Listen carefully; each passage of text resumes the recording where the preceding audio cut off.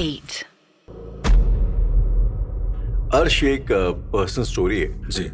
मेरा कॉलेज था पुणे में। मैं रहने वाला लखनऊ का हूँ और अक्सर लखनऊ टू पुणे हम लोग जाते थे। कई बार गाड़ी नासिक होते हुए निकलती थी और नासिक आई थिंक वहाँ पे एक बहुत बड़ा मोहल्ला है जहाँ पे किन्नर लोग रहते हैं, किन्नर समाज के लोग रहते हैं जी। तो अक्सर वहाँ पे जब गाड़ी गुजरती थी तो बहुत सारे किन्नर घुस जाते थे ट्रेन में और चलता था पैसा से लेना।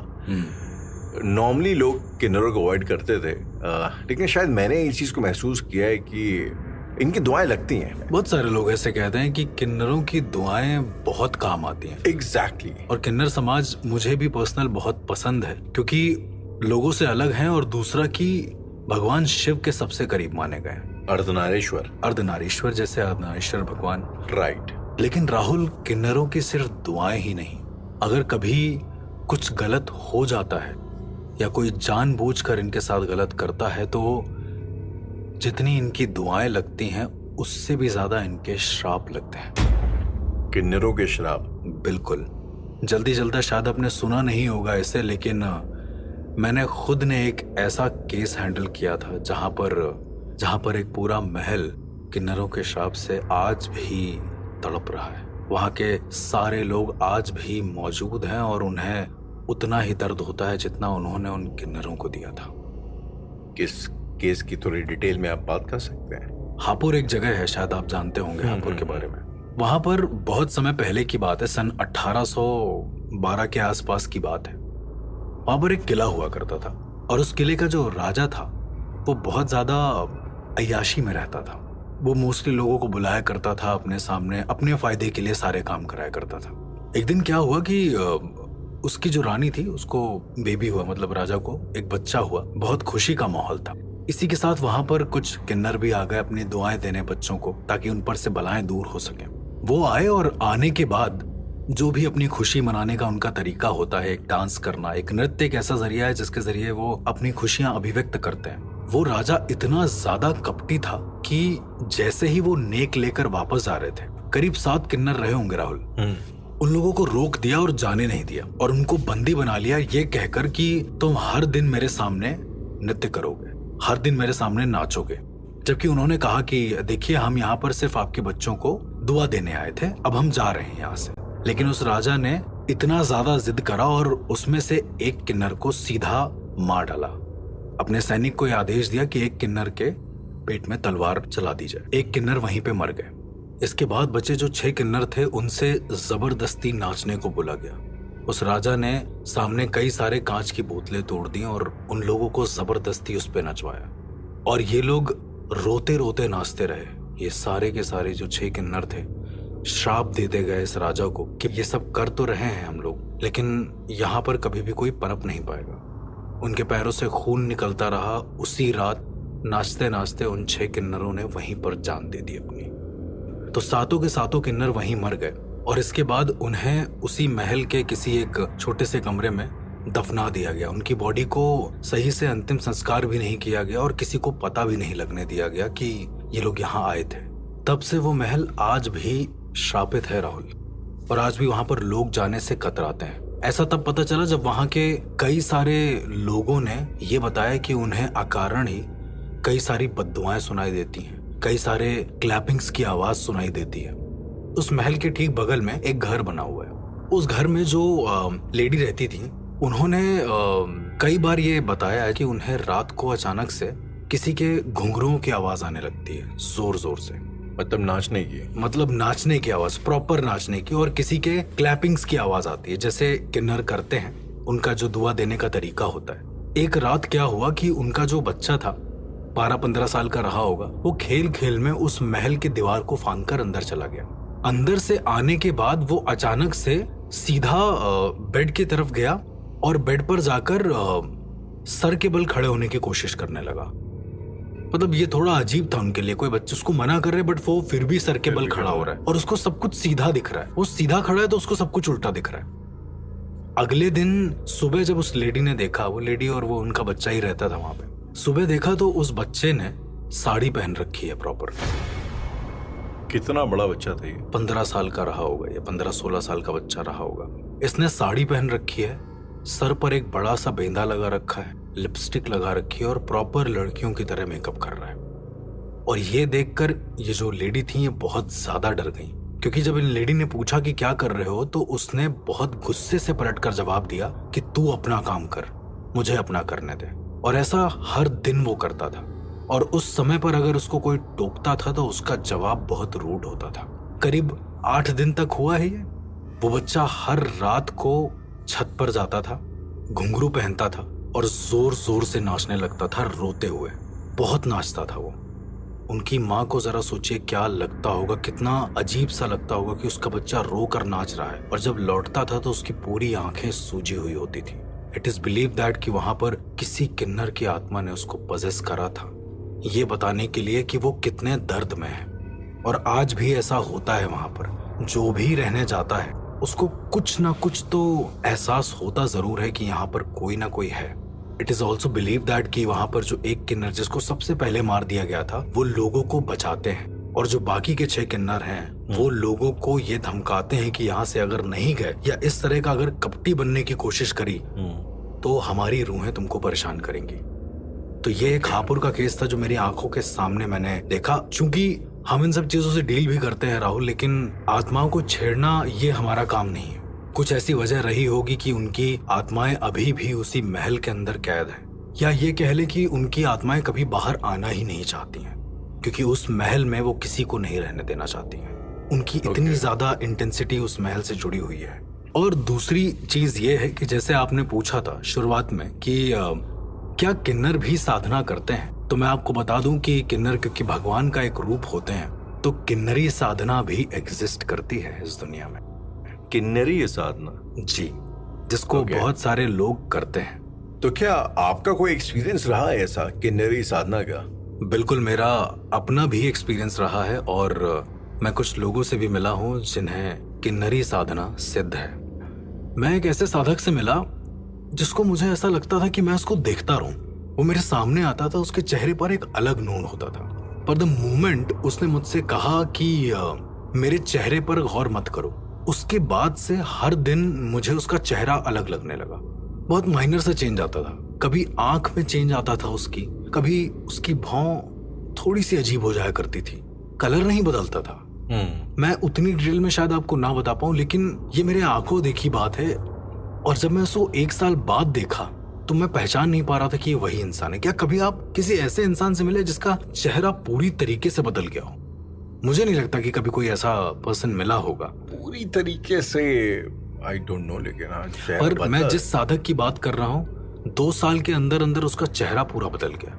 तो ऐसा कहा जाता है जो किन्नरी साधना करते हैं वो किसी को भी अपने वश में कर सकते हैं, अपनी बात मनवा सकते हैं। वशीकरण नहीं है ये, आप खुद अपनी इच्छा शक्ति से उनके वश में हो जाओगे, कन्विंस कर ले जाएंगे आप किसी को भी, कह सकते हैं। उनकी बातों में नहीं, उनके चेहरे के तेज में इतनी कन्विक्शन पावर होती है कि आप अपने आप उनकी बातें मानने पर रेडी हो जाओगे। एक तरीके से उनके चेहरे पर इतना नूर होता है कि आप खुद ही उस चीज को अग्री कर लोगे। तो ये भी एक किन्नरी साधना होती है, और किन्नरी साधना भी खतरनाक होती है। एक साधक का एक्सपीरियंस ऐसा था कि उसने किन्नरी साधना करी। 41 दिन मोस्टली साधनाएं होती हैं। उस साधक ने जब किन्नरी साधना करी है, साधना में कुछ त्रुटि हुई है, कुछ गलती हुई है, और गलती होने के बाद उसकी साधना सफल भी हो गई। ये बड़ा अजीब था। वो सब कुछ सही चल रहा था, अपना लोगों से अपनी बात मनवाने लगा, सब कुछ करने लगा, पर धीरे धीरे क्या हुआ कि एक रात वो उठा और उसने जाकर अपनी बहन का गला दबा दिया। मारा नहीं उसको, गला दबाए रहा बहुत जोर तक। और जैसे ही उसकी बहन थोड़ा सा हरकत करने लगी, उसके घर वालों ने उसे पकड़ा तो वो ये कहता है कि ये चोर है। मतलब उसको ये हेलुसिनेट हो रहा था कि उसकी बहन का रूप बदल गया है।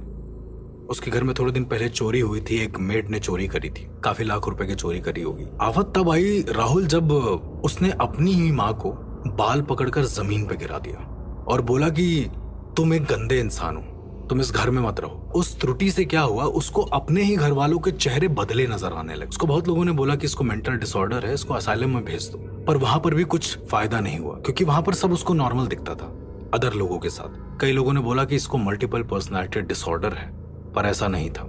एक दिन ये अपने आप को शीशे में देख रहा था। ये असाइलम के अंदर की बात मैं आपको बता रहा हूँ, पागल खाने के अंदर की बात। ये अपने ही चेहरे को देख रहा था। इसने शायद कुछ मांगा होगा उन लोगों से खाने को।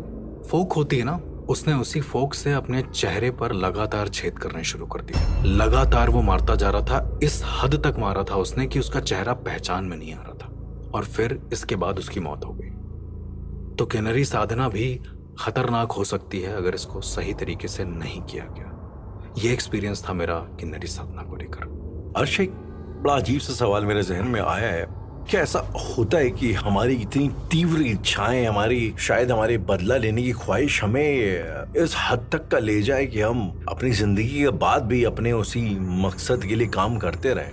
बिल्कुल ऐसा होता है। और जैसे कि हमें पता है कि अर्धनारीश्वर रूप, जैसा मैंने आपको बात बताया, इन लोगों की जब दुआओं में ताकत होती है, इन लोगों के श्राप में भी उतनी ही ताकत होती है। और दूसरा, इनकी अवेयरनेस वो भगवान ने ही ऑलरेडी तेज करके भेजी है। ओके। तो इनकी आत्मा बहुत पवित्र मानी जाती है। वो कभी किसी का बुरा नहीं करते, जहां तक मेरी नजर में है। वो सिर्फ उन लोगों का बुरा करते हैं जिन्होंने गलत किया होता है उनके साथ। मैंने कभी आज तक कोई ऐसा केस नहीं सुना कि वो बेवजह किसी को परेशान कर रहे हैं। हाँ, वो जैसे मैंने आपको अपने केस में बताया, तो वो उस लड़के में इसलिए आते थे ताकि वो अपना दर्द सामने वाले को बता सके। क्योंकि जब मैंने उस लड़के का केस हैंडल किया था और मैं उससे बात कर रहा था, तो उस लड़के ने भी मुझसे कई बार गुस्से में बोला, पर मैं उसके सामने हाथ जोड़कर ही खड़ा था कि अगर आप कोई भी हैं तो अपने बारे में बताएं। और ये सारी बातें मुझे उस लड़के से पता चली हैं, राहुल। उस लड़के से आपको पता लगा? एग्जैक्टली, इसीलिए शायद मुझे इतना इन डेप्थ में उस महल के बारे में पता है। और भी लोग होंगे जिनको पता होगा जरूर, पर मैंने जो नोटिस किया वो ये था। क्या राहुल, आपको पता है कि जो किन्नर होते हैं उनकी कुल देवी कौन होती है किन्नर समाज की? प्रायत से दुर्गा माँ? नहीं, बहुचरा माँ। बहुचरा माँ। इसके बहुत सारे एग्जाम्पल्स भी हैं, बहुत सारे ऐसे डॉक्यूमेंट्रीज भी हैं, बहुत सारे ऐसे फिल्म्स भी बने हैं जिसमें बहुचरा माँ का जिक्र है। तो बहुचरा माँ देवी का ही एक रूप है। ओके। और इनका वाहन मुर्गा होता है। इनका वाहन मुर्गा होता है? हाँ, इन्हें मुर्गे वाली माता भी कहते हैं, बहुचरा माँ को। ओके। राहुल, मुझे पता है कि आपको पॉलिटिक्स और हिस्ट्रीज में बड़ा इंटरेस्ट है। एब्सोल्युटली। क्या आपने अलाउद्दीन खिलजी के बारे में कुछ सुना है? अलाउद्दीन खिलजी के बारे में मैंने क्या, शायद हिंदुस्तान के बच्चे ने सुना है। इनफैक्ट अब तो पद्मावत भी आ चुकी है। बिल्कुल, फिल्म देख चुके हैं। मैं एक छोटा सा किस्सा जरूर बताना चाहूंगा बहुचरा माँ का, अलाउद्दीन खिलजी के साथ जो हुआ था। हिस्टोरिकल किस्सा? बिल्कुल, हिस्टोरिकल और पैरानॉर्मल किस्सा सेम, दोनों ही था। अलाउद्दीन खिलजी द्वितीय जब रूल करने के लिए निकला था इंडिया पे, बहुचरा माँ के मंदिर को देखकर वो वहीं रुक गया, क्योंकि वहां पर बहुत ज्यादा धन, ऐश्वर्य, वैभव, प्रॉपर वहां पे बहुत चमक धमक थी। तो उसने सोचा कि क्यों ना इस मंदिर को रूल कर लेते हैं, ये मंदिर भी हमारा होगा, इसके जो पैसे हैं वगैरह वगैरह। उसके साथ कम से कम उसके 500 सैनिक थे। 500 से 600 सैनिक आम टुकड़ियां लेकर चलते थे। उन लोगों ने सोचा कि इसको रूल करते हैं। अच्छा, उस मंदिर के बाहर बहुत सारे मुर्गे टहलते थे। मुर्गे टहलते थे वहां पे? हाँ, मतलब टहलते थे मुर्गे। मैंने जैसे बताया कि उनका वाहन मुर्गे हैं। उन सैनिकों ने क्या काम किया कि उन सारे मुर्गों को पकड़ लिया। उन्होंने सोचा कि इसको पकाकर खा लेंगे। उस रात वो लोग रुके वहां पर और सबने मुर्गे खा लिए। देन उस मंदिर को रूल करके वो लोग वहां से सुबह निकलने वाले थे। राहुल, वहां पर ना एक मुर्गा जरूर बच गया था इतने सारे मुर्गों में। और वो सुबह होने पर बांग देने लगा बहुत जोर जोर से। ओके। अलाउद्दीन खिलजी ने मुर्गा नहीं खाया था, उसको थोड़ा अजीब लगा। जब वो सुबह उठकर अपनी छावनी में से बाहर निकलता है तो देखता है कि कोई भी बाहर नहीं है, सब सैनिक अपनी अपनी छावनी में है। और ये थोड़ा अजीब था एक राजा के लिए ऐसे देखना। वो अपने सेनापति के छावनी के अंदर जाता है तो क्या देखता है कि उसके सेनापति का पेट फटा हुआ है और उसमें से कुछ पंख इधर उधर गिरे हुए हैं। थोड़ा अजीब था। तो वो आगे जाकर और छावनियों की तलाश करता है तो देखता है जितने भी सैनिकों ने मुर्गे खाए थे उन सबके पेट बीच से फटे हुए हैं और वहां से मुर्गे बाहर जिंदा निकले हैं। ओके, मतलब माता ने अपने मंदिर का बदला लिया, आप ऐसा कह रहे? बिल्कुल, वो उनके गण थे जिसको उन्होंने खा लिया और उसके बाद सारे सैनिकों के पेट फाड़ कर वो मुर्गे बाहर निकले। तो ये हैं बहुचरा माँ, जिनके बारे में मैं आपको जरूर बताना चाहूंगा। एक मैंने भी एक चीज सुनी है अर्श की, कहते हैं साउथ में कोई जगह है कुर्वगम मेरे ख्याल से जी, जहाँ पे एक बहुत बड़ा मेला लगता है। ओके, आई थिंक शायद दुनिया का ये सबसे बड़ा इवेंट है जो कि सिर्फ और सिर्फ किन्नर समुदाय के लोगों के लिए होता है। ओके।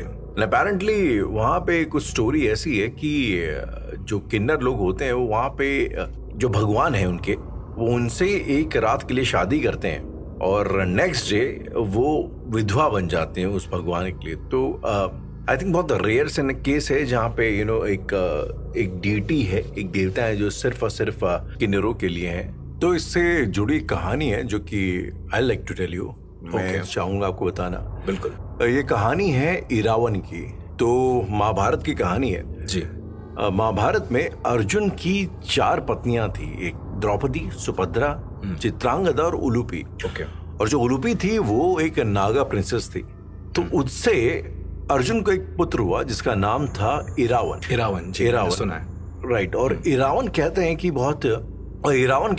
बहुत आध्यात्मिक किस्म का आदमी था, बहुत सात्विक किस्म का आदमी था। इनफैक्ट जब महाभारत का युद्ध हुआ तो बात ये हुई कि हमें एक नर बलि देनी होगी युद्ध करने से पहले, एक गुड लक के लिए, और एक ऐसे ही शख्स की जो की आहुति दी जा सकती है, ऐसे शख्स का सैक्रिफाइस किया जा सकता है जिसके अंदर 32 गुण हो, 32 कलाएं हो, 32 गुण हो, 32 गुण हो, 32 कलाएं हो। और ऐसे सिर्फ 3 ही लोग थे, एक थे अर्जुन, एक कृष्ण और तीसरे थे इरावन। ओके। अब जाहिर सी बात है अर्जुन कृष्ण की तो बलिदान, उनकी बलि दी नहीं जा सकती। तो इरावन से रिक्वेस्ट किया गया कि यार आप यहाँ पे आए और बलि दें। और इवेंचुअली इरावन मान गए, लेकिन उनकी एक शर्त थी, और शर्त ये थी कि इरावन की शादी नहीं हुई थी और वो मरने से पहले एक रात के लिए शादी करना चाहते थे। ओके। अब कोई भी महिला एक ऐसे व्यक्ति के साथ शादी नहीं करना चाहती जिसकी एक कंफर्म मौत होने वाली है अगले दिन। तो हार करके इन दी एंड कृष्ण जी ने मोहिनी का अवतार लिया और उन्होंने इरावन के साथ शादी करी। और फिर अगले दिन इरावन की बलि हो गई। और कहते हैं कि कृष्ण ने इरावन की एक और डिमांड थी कि जब मैं मरूंगा तो वो जो मेरी वाइफ है वो मेरे लिए रोए, मतलब वो मुझसे सच्चा प्यार हो उसको, ऐसी हवाई में नहीं। तो कृष्ण ने अगले दिन बहुत विलाप किया इरावन के लिए, और तब से इरावन कहते हैं किन्नरों के एक भगवान बन गए। अब हर साल उनका एक मेला लगता है जिसमें सारे किन्नर एक रात के लिए इरावन से शादी करते हैं और फिर अगले दिन उसके जाने पर उसकी विधवा बन करके विलाप करते हैं। सो एक स्टोरी थी किन्नरों को लेके जो मुझे लगता है बहुत ही अनहर्ड एक स्टोरी है। एंड आई थिंक लोगों को इसके बारे में जानना बहुत जरूरी है, क्योंकि ये हमारे समाज का एक ऐसा हिस्सा है जिनको एक्नॉलेज अब करा जाने लगा है। पहले बहुत कम करते थे लोग, ऐसा है, अब करा जाने लग गया। इनफैक्ट अर्श, अगर आप अभी आज के जमाने में वेस्टर्न मीडिया को देखेंगे तो एक बहुत तगड़ा एक वो कल्चर चला हुआ है जिसको एक ट्रांस कल्चर बोला जाता है। हर अगला लोग अपने हिसाब से अपनी जेंडर आइडेंटिटी बना रहे हैं और ट्रांसजेंडर्स का बहाना लिया जाता है। तो आई थिंक एटलीस्ट हम हिंदुस्तानियों को, इंडियंस को ये बात समझना जरूरी है कि हमने कल्चरली हमेशा किन्नरों के एग्जिस्टेंस को एक्नॉलेज किया है। बिल्कुल। इनफैक्ट उनके लिए एक भगवान तक है। तो अर्श, ये आई थिंक किन्नरी साधना की बात थी। हमने आज बहुत सारी साधनाओं की बात करी जी, जिससे हम लोग अलग अलग शक्तियों को सिद्ध कर सकते हैं। अर्श, कोई ऐसी भी सिद्धि, ऐसी भी कोई शक्ति है जो शायद साधना के भी परे हो, जो शायद आप साधना करें उसके बावजूद भी आए और आप ही के ऊपर हावी हो जाए? कि ऐसी कोई शक्ति है? सारे पुराणों, सारे ग्रंथों में अगर आप देखेंगे तो एक नाम अंकित है जिसका श्राप आपको पीढ़ियों तक परेशान कर सकता है, और वो है डाकिनी।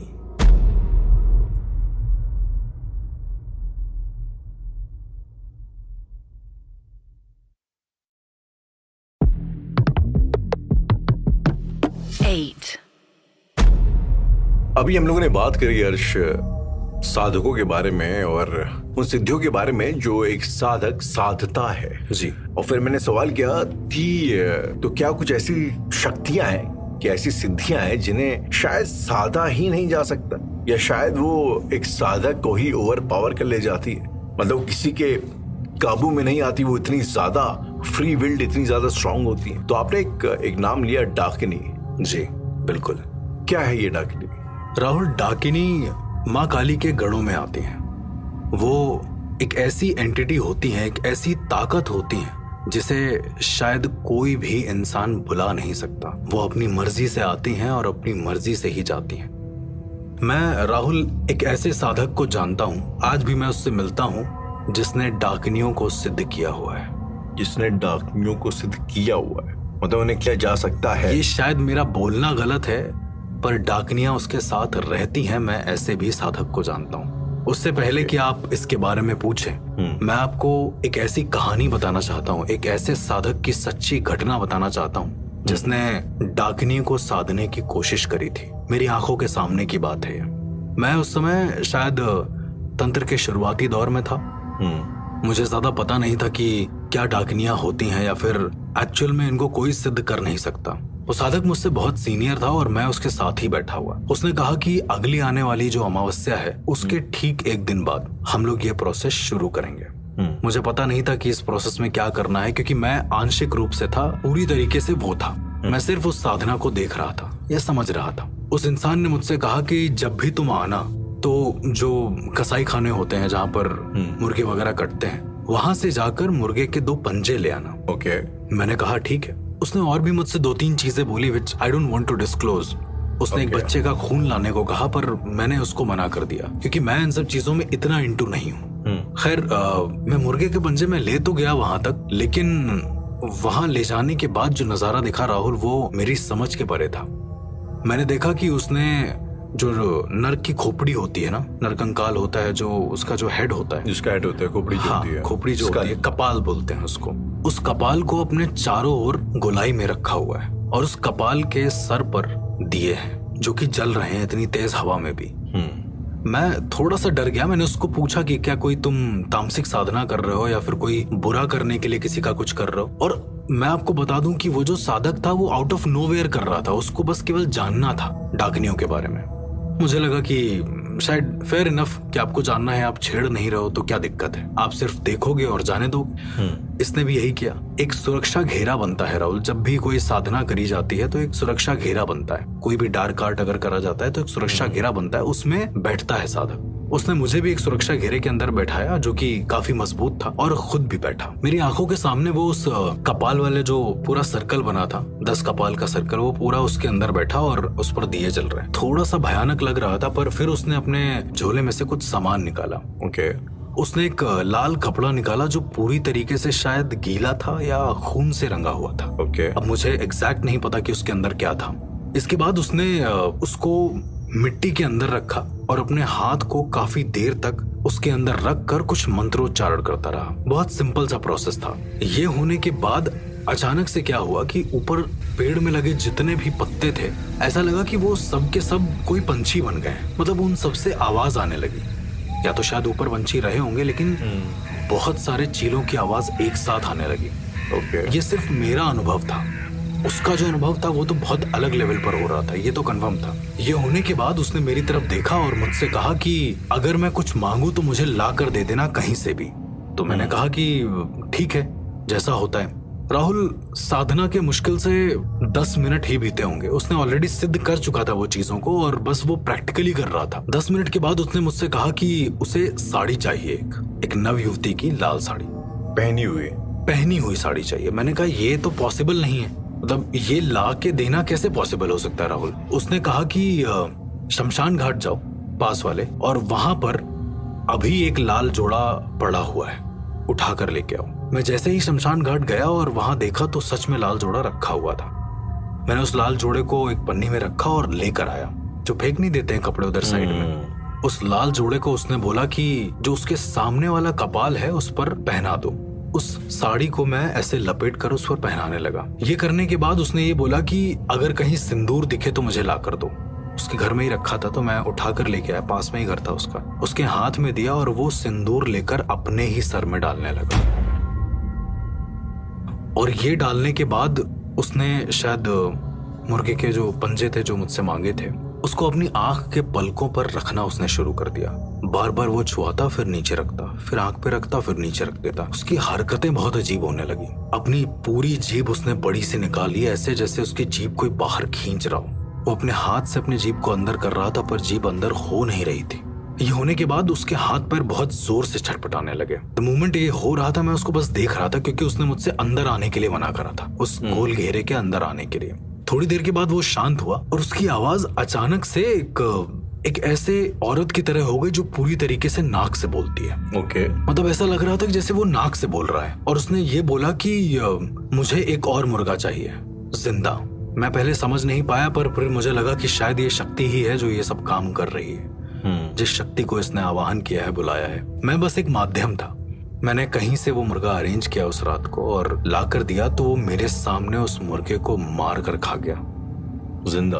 कच्चा मुर्गा वो खा गया। द मोमेंट उसने कच्चा मुर्गा खाया है, चारों तरफ जितने भी कपाल रखे थे वो सब एक साथ फट गए हैं। क्या? बिल्कुल। मुर्गा खाने के ठीक बाद वो पूरे के पूरे कपाल एक साथ फटे हैं और ऐसा लगा है उसमें से खून निकल के बाहर आया है। और वो पूरी तरीके से, वो नजारा मुझे आज भी याद है कि वो साधक पूरी तरीके से खून में लथपथ हो गया था। करीब आधा घंटा वो सो रहा था, मतलब वहीं लेटा रहा। उसके बाद जब उसे होश आया तो मैंने उसको पूछा कि क्या हुआ। वो बहुत जोर जोर से रोने लगा। राहुल, उसने कहा कि अब मेरे घर का कोई भी सदस्य नहीं बचेगा। मैंने उसको पूछा भी कि आखिर क्या हुआ, कुछ बात बताओ। उसने बोला कि मैंने डाकनियों को बेवजह बुला लिया है, मुझे नहीं बुलाना चाहिए था। और ये होने के बाद वो काफी देर तक रोया। जैसे ही अपने घर के पास पहुंचा, उसके पास एक त्रिशूल टाइप का हुआ करता था जो हाथ में लेता था वो। उसने अपने ही त्रिशूल से अपने पैर के अंगूठे में छेद कर दिया है, मार के। बोला कि जितनी जल्दी मैं मर जाऊंगा उतना जल्दी अच्छा है। मैंने उसको पूछा भी कि ये तो संभव नहीं है ना कि तुम समय से पहले मर जाओ। उसने कहा अगर मैं नहीं मरा और अगर मैं समय पर मरा तो मेरी आत्मा अनंत काल तक भटकेगी उन डाकनियों के साथ, उनका गुलाम बनके। उसने कई बार कोशिश करी खुद को मारने की, पर वो मर नहीं पाया। और अंत में जब उसका समय आया मरने का तो वो बहुत ज्यादा दुख में था, क्योंकि उसके परिवार में जिनको मरना चाहिए था वो अभी भी जिंदा थे। उसकी उम्र कम होती गई। करीबन 4 साल बाद वो मर गया है। उसके मरने के बाद आज भी जिस जगह पर वो सारी क्रिया हुई थी, जहां पर कपाल सारे फटे हुए थे, उस जगह पर ऐसा लगता है कि वो आदमी लेटा हुआ है। आज भी मुझे लगता है, पता नहीं क्यों। और आज भी वो कुछ कहने की कोशिश कर रहा है। मैं जाता नहीं हूँ उस जगह, एक बार गलती से चला गया था, अब नहीं जाता हूँ मैं उस जगह, क्योंकि वो आज भी ऐसा है कि उसकी आत्मा शायद वहीं फंसी हुई है और वो कुछ कह नहीं पा रही है। तो ये एक डाकनी का केस था जो मेरे आंखों के सामने हुआ, और शायद उसकी आत्मा अब हमेशा के लिए गुलाम बन के रह गई है उस डाकनी की। इसीलिए कहा जाता है कि बेवजह किसी भी आत्मा को, बेवजह किसी भी रूह को छेड़ना नहीं चाहिए अगर वो अपनी दुनिया में है तो। एग्जैक्टली। इसको सिर्फ सोच करके, इमेजिन कर करके रोंगटे खड़े हो रहे हैं। अगर सामने होता तो मैं कभी भूल ना पाते मंजर। खोपड़ी का फटना, खून का निकलना मेरे लिए भी एक सपने जैसा था एक तरीके से। मैं इसको आज भी प्रोसेस नहीं कर पाता हूँ इस चीज को। देखिए राहुल, मेरे साथ जितने भी पैरानॉर्मल केसेस हुए हैं, जितने भी मैंने आपको बताए हैं, वो प्रोसेस करना मेरे लिए बहुत इजी है। पर साधना के वक्त मैंने जिन जिन एक्सपीरियंस को महसूस किया है, उसे प्रोसेस करना शायद मेरे लिए आज भी पॉसिबल नहीं है।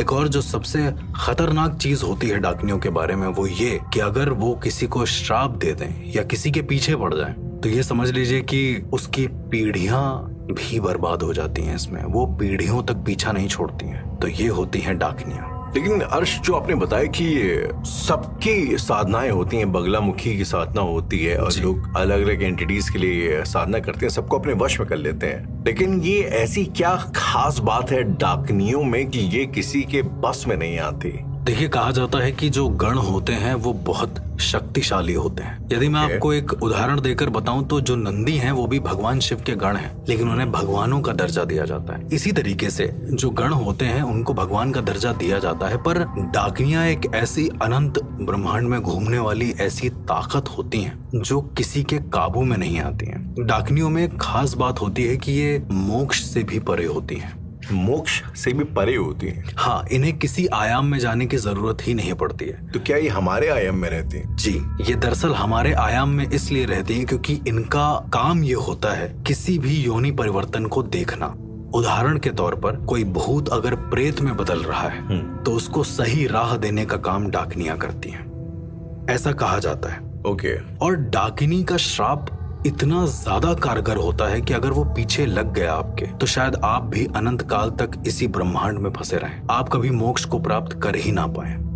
इसी तरह एक केस है जो रिसर्च के थ्रू मुझे पता लगा था, द केस ऑफ दिल्ली। हाँ, दिल्ली में एक डाकनी का केस, एक बहुत फेमस केस है। और अपेरेंटली जो चीज जो मुझे वहां से पता लगी, जो मुझे वहां से ज्ञात हुई, ये थी कि डाकनियां वो आपके शरीर में से खून को पी जाती हैं, ऐसा कुछ होता है। अगर मैं गलत नहीं हूँ तो क्या आप वो केस की बात कर रहे हैं जहाँ पर एक कार से टक्कर हुई थी? हाँ, यस, एक लड़की की, और उसके पूरे शरीर में खून चला गया। एग्जैक्टली। उस केस के बारे में थोड़ा बताएंगे आप? तो दरअसल हुआ ये था कि आपको शायद पता ही होगा, बट जितने लिसनर है मैं उनको बताना चाहता हूँ कि एक रात को वो एक मैनेजमेंट कंपनी में काम करती थी, एक लड़की इवेंट मैनेजमेंट कंपनी में काम करती थी, और उसके साथ ना बहुत दिनों से कुछ अजीब हो रहा था। बार बार उसको उसके ही बाल कहीं टूटे हुए मिलते थे। बार बार उसे ऐसा लगता था कि वो जहां पर बैठी है वहां पर बालों का पूरा पूरा गुच्छा है। उसे बहुत सारे बाल दिखते थे अपने टूटे हुए, मतलब उसकी उम्र कम हो रही है, उसे लगता था ऐसा। बहुत बार उसके साथ अलग अलग हरकतें हुई। जब भी वो पूजा करने जाती कुछ ना कुछ अपशकुन हो जाता। कोई दिया जलाने जाती तो कभी दिए का पूरा घी नीचे गिर जाता। ऐसा होता रहता उसके साथ। क्यों हुआ, किस कारण हुआ, मैंने ज्यादा डिटेल में नहीं देखा। उसके बाद एक रात को 3 बजे के आसपास जब ये वापस आ रही थी तो कुछ नशे में लोग होंगे गाड़ी में, उन्होंने इसे टक्कर मार दी। इट इज बिलीव दैट कि जहां पर टक्कर मारी गई है, दिल्ली के जिस एरिया में मारी गई थी, वहां पर ज्यादा लोग रहते नहीं है, पर फिर भी वहां से दूर 1-1 किलोमीटर तक जितनी भी गाड़ियां आ रही थी राहुल, सबके कानों में आवाज जा रही थी कि मैं यहाँ पर गिर गई हूँ, मेरे चोट लगी है, मुझे बचा लो यहाँ। उस लड़की की आवाज और सभी को आ रही थी, सभी को आ रही थी, जितने भी उस एरिया के आसपास थे उस सबको आ रही थी। ये बड़ा ताज्जुब सी बात थी। ये मुझे भी थोड़ी सी शॉकिंग लगी कि इतना ज्यादा इंटेंसिटी कैसे हो सकती है। कुछ लोग गए जिन्होंने उस लड़की को उठाया। जब डॉक्टर के पास लेकर गए तो पता चला कि इस लड़की के शरीर में पिछले 3 महीने से खून नहीं है। क्या राहुल ये पॉसिबल है कि बिना खून के कोई इंसान जिंदा रह ले? बिल्कुल नहीं। सर्कुलेशन होना तो बहुत जरूरी है, राइट? पर डॉक्टर्स ने बोला कि 3 महीने से इसकी बॉडी डेड है। 3 महीने से इसकी बॉडी में खून नहीं है। खून नहीं है। उसके घर वालों से बात करने पर पता चला कि उसके साथ कुछ अजीब हरकतें होती थी, पर ऐसा कुछ खून की कमी कभी हुई नहीं। और ऐसा हुआ तब जब उनके घर वालों से बात करी गई प्रॉपर, तो वो बता रहे थे कि एक बार ये लोग MP में कहीं गए थे किसी मंदिर में। जब वहां से लौट रहे थे, इट इज बिलीव दैट कि वो मंदिर जोगनियों का मंदिर था। योगनिया जो 64 योगनियां होती हैं, उनका मंदिर था, और उन्हीं में से एक डाकनिया भी थी। तो जब ये वापस आ रही थी लड़की, तो इसका पैर किसी मूर्ति पर पड़ा और इसके पैर से ही वो मूर्ति टूटी। जब देखा तो उस मूर्ति की जो आकृति थी वो थोड़ी राक्षसी थी। मतलब देखने में ऐसा लग रहा था कि कोई राक्षस का फेस है, पर वो लेडी फिगर था पूरा पूरा। Demonic piece, exactly. और लड़की ने जैसे ही उस पर कदम रखा है मूर्ति पर, उसके साथ ये हरकतें होनी शुरू हो गई, क्योंकि द मोमेंट उसने पैर हटाया है लड़की को वॉमिट हुई है और उसके मुंह से बाल का एक छोटा सा गुच्छा बाहर निकला है। ओके। उसके बाद से ही उसके साथ ये हरकत होना शुरू हो गई। तो ऐसा कहा जाता है कि शायद उसने डाकनी के मूर्ति पर अपना कदम रख दिया था, जो कि अनसपोजिंगली वहां पे आई। कैसे आई, किसको आई, पता नहीं। पर मैं ऐसे सबसे यही कहूंगा कि राह चलते कभी भी आप अगर जा रहे हैं, अगर आपको कोई भी खंडित मूर्ति दिख जाए तो वहां से उठा के उसको अलग रख दें। क्योंकि ऐसा भी कहा जाता है राहुल, जैसे आपने हमारे धर्म में ही सुना होगा कि खंडित मूर्तियां घर में नहीं रखते, उनको किसी पेड़ के नीचे रख दो। ऐसा क्यों होता है? उसका रीजन ये होता है कि ताकि आप वो जो कर्म कर रहे हैं, मूर्ति को उठाकर उस पेड़ के नीचे रखने वाला, ये कर्म डाकनियां देख सकें और डाकनियां आपकी योनि को प्रॉपर रूप से अगली योनि में बदल सकें। ओके। ये डाकनियों का जो मेन काम होता है वो करती हैं। अर्शी, अक्सर हम लोग ना ये योनियों के बारे में बात होती है ना कि हम लोग मनुष्य योनि में जन्म लिया हम लोगों ने अभी तक इतनी सारी एंटिटीज के ऊपर बात हम लोग कर चुके हैं जी। चुड़ैलों के ऊपर, पिशाचों के ऊपर, जिन जिनात वगैरह वगैरह वगैरह। आई थिंक ये योनियों का मतलब वैरायटी ऑफ लाइफ एक तरीके से, राइट जी। तो ये जो आपने बात करी कि योनि बदलने वाला होता है, इसका क्या मतलब होता है? देखिए, जैसे कि हिंदू धर्म के अनुसार 84 लाख योनियां बताई गई हैं और मनुष्य उनमें से एक है। जब हम बात करते हैं डाकिनी की या किसी ऐसी ताकत के बारे में जो इन सारी योनियों को बदलते हुए देख रही है, उसका काम ही है हमें बदलते हुए देखना, तो जरा सोचिए कि वो समय सीमा से कितने परे होगी। लेकिन एक बात ये बताइए अर्श यहाँ पे कि ये जो 84 लाख योनियों की बात होती है, तो ये नॉर्मल और पैरानॉर्मल इंक्लूड करके है? हाँ, ये सारी योनियों को इंक्लूड करके, मतलब चाहे जानवर हो, मनुष्य हो, या फिर कोई प्रेतात्मा, भूत, प्रेत, पिशाच, जिन जिन्नात, मनुष्य, जीव जंतु, कुछ भी हो सकता है उसमें, पक्षी, उसमें किसी भी योनि की बात हो सकती है। और इन योनियों को काबू करना शायद हर किसी के बस की बात नहीं होती। अर्श, हम लोगों ने अभी तक का शायद डाकनियों के ओरिजिन के बारे में बात नहीं करी। आपने जैसे शायद बताया था कि ये एक काली माँ का या दुर्गा माँ गढ़ होती हैं, हाँ। और शायद ये जब सती वाला दहन हुआ था, सती दहन हुआ था, तब डाकनियां वहां पे मौजूद थी। ऐसा कहा जाता है कि जब प्रजापति दक्ष के यज्ञ में जो अग्नि थी, जब सती जी ने अपना दहन किया था उस अग्नि में, तो शिव जी बहुत क्रोधित हुए थे इससे, और इसके बाद उन्होंने अपने गणों को भेजा था। वीरभद्र जी का नाम आपने बहुत सुना होगा। बिल्कुल, हम शायद उनके बारे में बात भी कर चुके हैं। बिल्कुल, वीरभद्र भगवान जब वहां गए, वीरभद्र का मतलब उनका ऐसा विभत्स रूप शिव जी का, रौद्र रूप जो किसी के काबू में ना आए। तो उनको रास्ता दिखाने के लिए, क्योंकि उनको छू नहीं सकते थे, उनसे बात नहीं कर सकते थे, तो उनको एक पाथ दिखाने के लिए महाकाली के गण सामने आए। उसमें यक्षिणियां थी, शाकिनी, डाकिनी, हाकिनी, बहुत सारे अलग अलग गण शामिल थे। जो मुख्य गण थी उसमें वो डाकिनियां थी। डाकिनियां रास्ता बता रही थी, और तभी से उनका ये काम दिया गया कि तुम हर एक योनि को रास्ता दिखाने का काम करोगी, उनकी नियति निर्धारित करने का काम करोगी। और उस मूवमेंट सबसे ज्यादा जो प्रमुख मानी गई थी, क्योंकि वीरभद्र जी को यह एहसास नहीं था कि वो कहां कहां तबाही करेंगे, तो सबसे ज्यादा जो मुख्य मानी गई थी वो डाकिनियां ही मानी गई थी, जिन्होंने वीरभद्र जी को रास्ता दिखाया था प्रजापति दक्ष के यज्ञ तक पहुंचने का। तो शायद इतिहास और कॉन्टेक्स्ट हो गया डाकनी का। बिल्कुल, इसी तरीके से हर्ष एक और एंटिटी होती है, और बंगाल में खासतौर पे बहुत ज्यादा प्रचलित है, उनको बहुत ज्यादा वहां माना जाता है, और कहते हैं कि वो एक मैरिड वुमेन का प्रेत होती हैं या भूत होती हैं, वो सिंदूर तक लगाती हैं। क्या आप शाकचुनी की बात कर रहे हैं?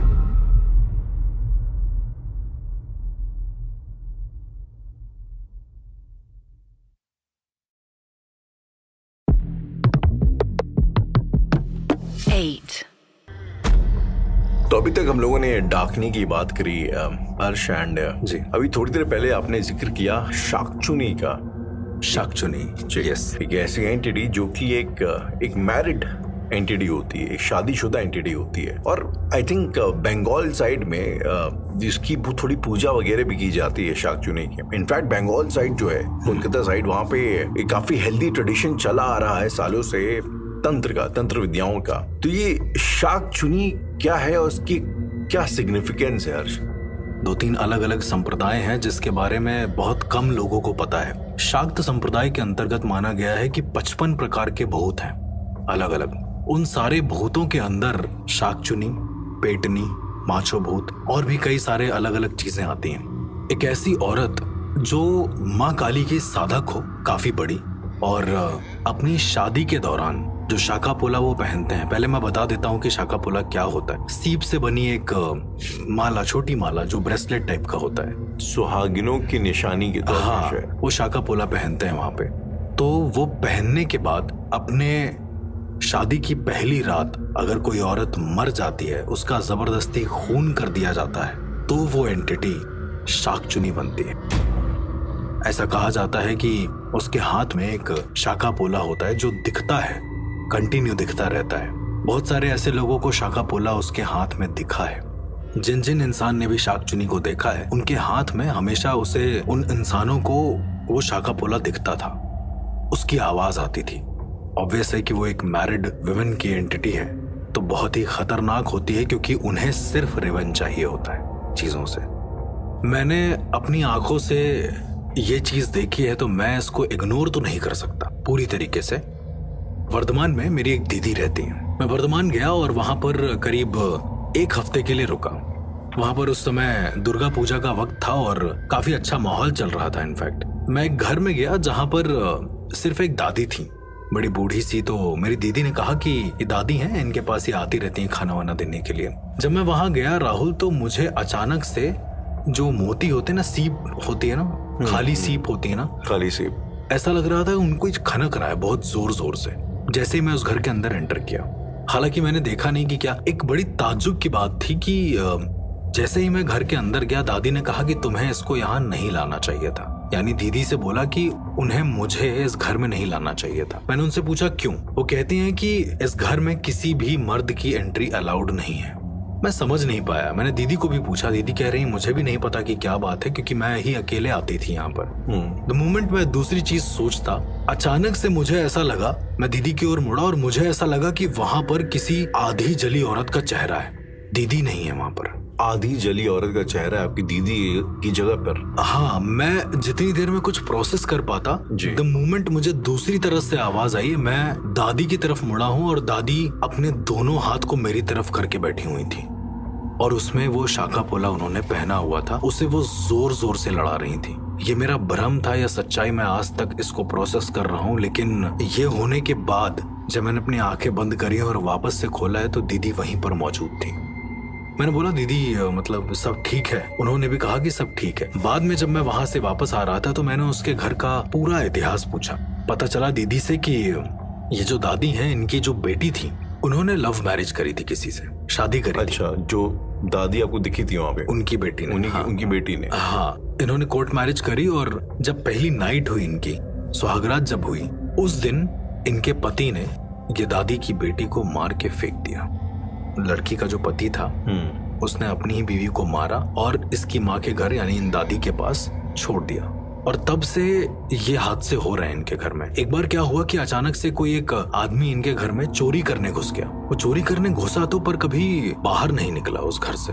दादी ठीक से चल नहीं पाती थी, तो जब उन्होंने देखा तो पाया कि सामने वो जो आदमी है वो अपने घुटने पर बैठा हुआ है और अपने सारे बाल नोच रहा है एक एक करके। उसके बालों से खून बह रहा है और वो सिर्फ रोता जा रहा है। वो सिर्फ ये कह रहा है कि मुझे नहीं करना है, मुझे नहीं करना है।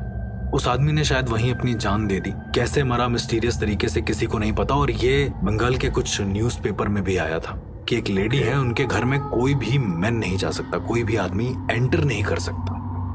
पहले के जमाने में राहुल, शायद आपने सुना होगा कि लोग दहेज के लालच में आकर लड़कियों को मार देते थे। जी।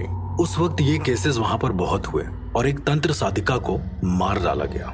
इसी वजह से उसने उस दिन श्राप दिया कि किसी भी तरह की अगर ऐसी दुर्घटना यहाँ इस गांव में हुई तो मैं फिर से आऊंगी। और आज भी उस एंटिटी के मुक्त होने के बावजूद जब भी कभी कोई कुकर्म होता है उस गांव में या फिर उस एरिया में, तो शाक चुन्नी की आत्मा उसे फिर से दिखती है और वो फिर से किसी पुरुष को ही अपना शिकार बनाती है।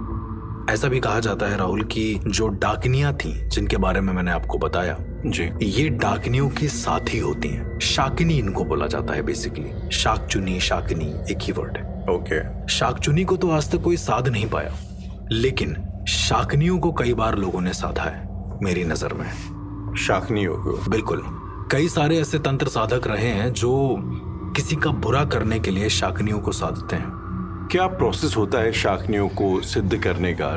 शायद मैं पूरा प्रोसेस तो ना बता पाऊं, पर जितना रफ आइडिया जितना मुझे याद है, मैंने देखा था कि एक बार एक तांत्रिक जो अघोरी बनने के चरण में था, वो एक शव साधना के दौरान शाकनी को साध रहा था। शव साधना?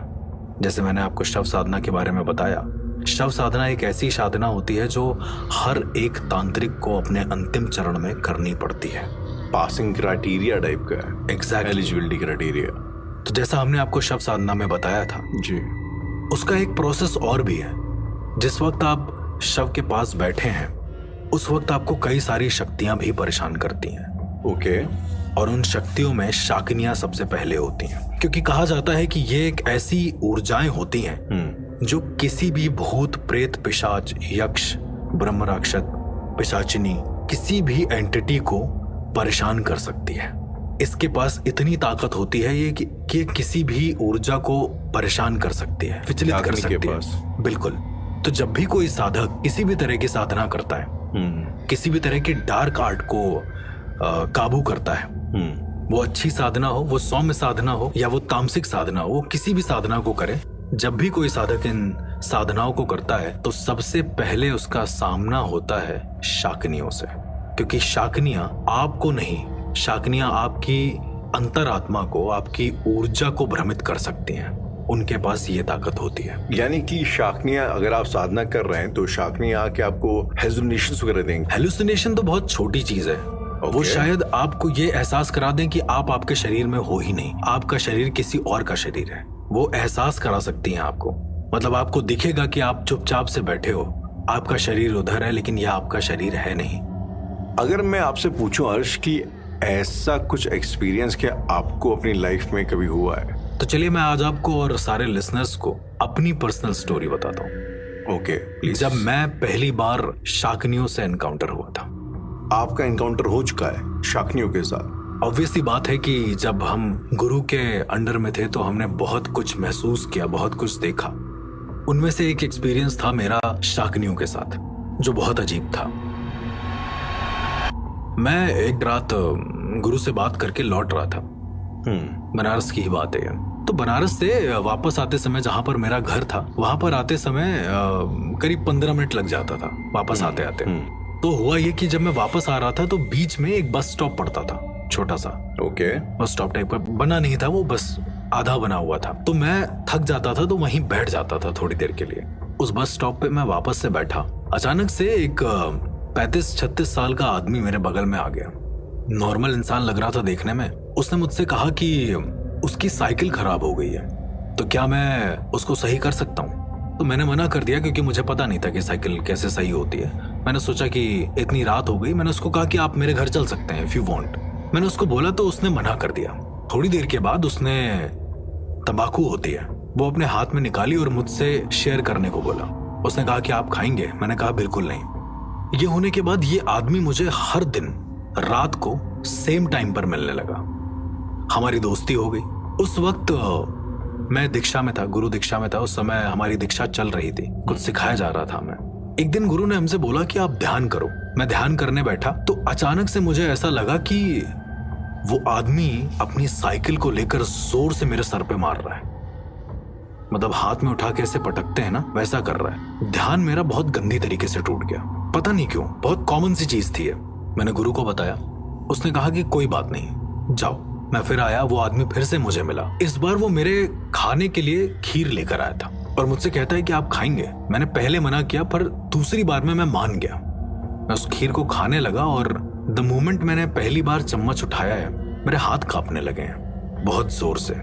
मेरा पूरा ध्यान उस खीर के ऊपर था और अचानक से मुझे ऐसा लगा कि मेरे कान के पास किसी औरत ने आके चीखा हो जोर से। अब मैं उस खीर पर से नजर नहीं हटा पा रहा था और ना बगल में देख पा रहा था कि क्या हो रहा है। ऑल आई हैव सीन कि मेरे बगल में कोई औरत बैठी हुई है, एक औरत जिसकी पूरी साड़ी खून से सनी हुई है। मुझे ऐसा लग रहा था, एक अजीब सी महक आ रही थी। और थोड़ी देर के बाद मुझे एहसास हुआ कि मेरे मुंह के पास आकर कोई ये कह रहा है कि खा लो इसको, अभी खा लो, वक्त है। उस खीर को, और किसी फीमेल वॉइस में। मेरा शरीर जाम हो गया था। एट द सेम पॉइंट मैं वहां से हिल नहीं पा रहा था। करीब 5 मिनट शायद मैं वैसे ही बैठा रहूंगा, मुझे पता है। उसके बाद मुझे अचानक से लगा है कि मेरा शरीर ढीला पड़ गया है। मैंने खीर की कटोरी वहीं छोड़ दी, वो नीचे गिर गई। द मोमेंट मैं पलटा हूँ, उस जगह पर कोई नहीं था। मैं थोड़ा सा हैरान हुआ और थोड़ा सा परेशान भी हुआ। जैसे ही मैं घूमा, वो आदमी ठीक मेरे सामने खड़ा, just like a movie jump scare. उसने मुझसे कहा कि शायद तुम मुझे पहचान नहीं पाए, पर मैं भी एक साधक हूँ। मैं खुश हुआ कि एटलीस्ट एक साधक से मुलाकात हुई। उसने कहा कि चलो आज मैं तुमको अपने काम को दिखाता हूँ। मैं भी एग्री कर दिया और वो मेरे ही शमशान, जिस शमशान में मैं बैठा था, उसी शमशान में ये मुझे लेकर गया। उसके हाथ में एक धागा था, लाल कलर का। उसने कहा कि ये धागा पकड़ लो और जब तक मैं ना कहूँ इस धागे को छोड़ना मत। उसने धागे का एक अंतिम छोर दे दिया मुझे और ठीक मेरे सामने बैठ गया। मुझे भी अपने सामने बैठा ला। मैंने उसको पूछा भी कि क्या प्रोसेस है। उसने कहा कि बस कुछ नहीं, ये करने से शायद और लोगों को आराम मिले। तो मुझे लगा कि शायद वो आत्माओं की मदद करना चाहता है। कई सारे ऐसे प्रोसेस होते हैं। वो मेरे सामने बैठा और बैठने के थोड़ी देर के बाद वो कुछ मंत्रोच्चारण करने लगा। उसके मंत्र अचानक से एक लड़की की आवाज में बदल गए। मेरी आंखें बंद थी। जरा सोचिए, वो मेरे सामने नॉर्मल बैठा है और अचानक से उसकी आवाज एक लड़की की आवाज में बदल गई है। मैं आंखें खोलना भी चाहूं तो नहीं खोल सकता क्योंकि मंत्रोच्चारण पूरा हुआ नहीं है, उसने मना किया था। और उसके बाद मुझे ऐसा लगा है कि मेरे सर पर किसी ने सिंदूर डाल दिया है, बहुत सारा। मुझे साफ साफ पता चल रहा था कि मेरे ऊपर कुछ तो गिरा है और वो धागा जो मेरे हाथ में था अब धीरे धीरे मेरे चारों तरफ कोई लपेट रहा है। मतलब मुझे ऐसा लगने लगा था कि मेरा आधा शरीर कोई उस धागे से लपेट चुका है। इतना ज्यादा टाइट हो गया था ऊपर से नीचे तक शरीर मेरा। आधा धड़ मेरा नॉर्मल था। मैंने अब ये सोचा कि क्यों ना मैं अब आंख खोलकर देखूं कि हो क्या रहा है। राहुल, जो मैंने आंख खोली है, शायद किसी को भी ये विश्वास ना हो कि उस साधना में क्या हुआ था। मेरी आंखों के सामने औरत की लाशें पड़ी हुई थी। चारों तरफ औरत की लाशें थीं और उन लाशों पर एक एक शाकनियां बैठी हुई थी, ऐसे जैसे हम लोग दोनों पैर एक साथ करके जमीन में बैठते हैं। ठीक उन लाशों के ऊपर वो उन लाशों के ऊपर कुछ मंत्रोच्चारण कर रही थी बहुत जोर जोर से, और मुझे मंत्रोच्चारण समझ में आ नहीं रहे थे। दूसरे मोमेंट जब मैंने आंख बंद करने की कोशिश करी है, उन सारी शाकनियों ने एक साथ मेरी तरफ देखा है।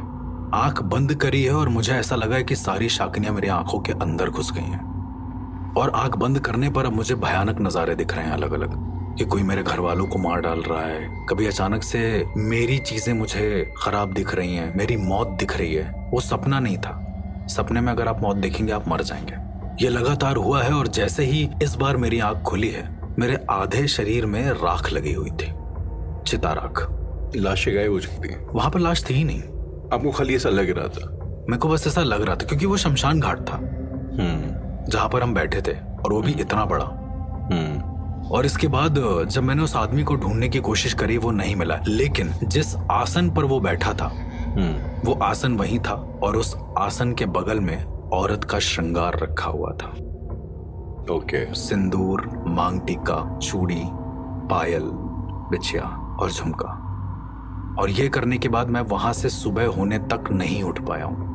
जैसे ही सुबह हुई है, मैंने गुरु का नाम लिया है और वहां से मैं उठा हूँ। तब मेरे गुरु ने बताया कि ये तुम्हारी एक परीक्षा थी, ये शाकनियों ने तुम्हारी परीक्षा ली है अपने हिसाब से। तो वो जो इंसान जो था, जो आपको खीर वगैरह खिला रहा था, आप कहना चाहते हो कि वो एक शाकनी थी जो कि इंसान के रूप में आई थी? वो एक शाकनी थी जो आकर अलग अलग तरह की परीक्षाएं ले रही थी मुझसे।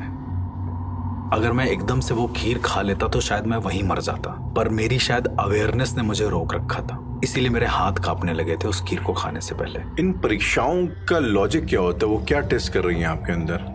देखिए राहुल, जब भी आप कोई साधना करते हैं, किसी बड़ी एंटिटी को सिद्ध करने की कोशिश करते हैं, या किसी गुरु के अंडर में आप कुछ सीख रहे होते हैं, आपके ऊपर रिस्पॉन्सिबिलिटी आती है। वो लोग ये चेक करते हैं कि क्या आप उस रिस्पॉन्सिबिलिटी को उठाने के लायक हो या नहीं। शाकनियां तो बहुत आम सा टेस्ट लेती हैं, लेकिन मेरा जो टेस्ट था वो शायद शाकनियों और हाकनियों दोनों ने मिलकर लिया था। ये आप कैसे कह सकते हैं? क्योंकि एक नहीं थी। मैंने जब अपने गुरु को बताया तो उन्होंने यही बोला कि बहुत कम ऐसा होता है कि इतनी सारी शाकनियां एक साथ परीक्षा लें, और अगर उस परीक्षा में मैं असफल हो जाता तो शायद मैं अनंत काल तक चलते चलते मर जाता, क्योंकि शाकनियां ये श्राप देती हैं कि तुम्हें तब तक चलना है जब तक तुम्हारी मौत ना हो जाए, और मौत के बाद वो उनके गुलाम हो जाते हैं। एक बड़ा क्लीशेड सा सवाल है हर्ष, लेकिन अभी क्योंकि इतने सारी हम लोगों ने एंटिटीज के बारे में बात कर ली है, ऐसा क्यों है कि इनमें से बहुत सारी एंटिटीज फीमेल होती हैं, और तंत्र सिद्धियां या काफी चीजों में महिलाओं का रोल सबसे ज्यादा होता है इन अ वे? एज इफ हम लोग डाकिनी या शाकिनी की बात कर रहे हैं। आपका सवाल बहुत सही है, लेकिन ये सवाल ऑन द अदर हैंड बहुत नॉर्मल है मेरे लिए, क्योंकि इस दुनिया में सबसे पहले जो उद्गम हुआ है वो शक्ति का हुआ है। ऊर्जा जो होती है वो फेमिनाइन होती है हमेशा। Okay, believe in that. ऊर्जा का रूप ही वैसा है। शक्ति, ज्योति पुंज जिससे कहा गया है सब कुछ निकला है, सारा ब्रह्मांड जिससे अंकित है, बिंदु, वो भी फीमेल ही होती है। एक ज्योति पुंज जिसको कहा जाता है, एक ज्योति का आकार जिसको कहा जाता है, वो भी एक फीमेल ही है। तो हमेशा दो भागों में हमारे ब्रह्मांड को बांटा गया है, पुरुष और प्रकृति। प्रकृति में शक्ति आती है। प्रकृति में अगर राहुल मैं पूछूं तो 5 तत्व आते हैं, और उन 5 तत्वों से इंसान बनता है, और प्रकृति शक्ति होती है। तो पुरुष क्या होता है? पुरुष उसकी संवेदना होती है, उसको धारण करने का एक माध्यम, ये कह सकते हैं। कॉन्शियसनेस? एग्जैक्टली। जैसे शव है हम लोग, अगर हमारे शरीर से ऊर्जा निकल जाए तो, शक्ति निकल जाए तो शव रहता है, और शक्ति रहती है तो शिव कहते हैं इसको। इसीलिए अहम ब्रह्मास्मि का कॉन्सेप्ट है, और इसीलिए फेमिनाइन ऊर्जा का इतना ज्यादा महत्व है कि लोग इसको अलग अलग तरह से साधते हैं। अर्श एक एंटिटी है जिसके बारे में हम लोग अक्सर सुनते हैं। आई थिंक जो कंटेम्प्रेरी टाइम्स में सबसे ज्यादा कॉमन है। लोग कहते हैं कि अक्सर आपने शायद ये किस्से सुने होंगे कि रास्ते में जा रहे थे, आधी रात को रास्ते में लड़की मिली, उसने लिफ्ट ली और वो साथ में आई, और फिर आधे रास्ते में कुछ हो गया, इंसान मर गया। तो ऐसी एंटिटी है, और वो कहते हैं कि वो आपसे शादी करती है, और आपसे शादी करने के बाद आपको वो मार डालती है। सिर्फ मौत ही नहीं राहुल, वो जिसको मारती हैं उसको अपना गुलाम बनाकर अनंत काल तक रखती हैं। ब्रह्मांड की 7 सबसे बड़ी एंटिटीज में से एक, उनका नाम है यक्षिणी।